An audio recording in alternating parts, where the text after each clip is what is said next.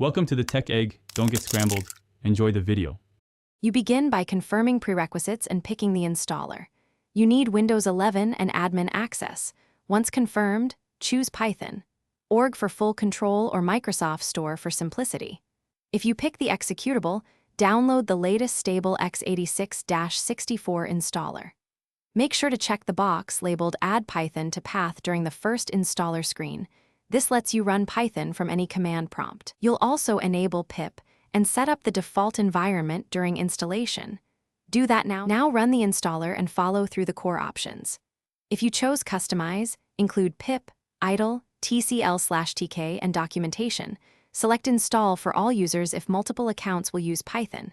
Once installation finishes, open Command Prompt and run Python version and pip version to confirm. If commands fail, restart the terminal or log out and install path updates. Make sure Windows Defender or corporate policies didn't block the installer. If blocked, use the Microsoft Store alternative. Finish by validating and updating your environment. Run Python C print hello and try pip install requests to ensure package installs work. Then upgrade package tools with Python mpip. Install upgrade pip setup tools wheel so future installs behave predictably.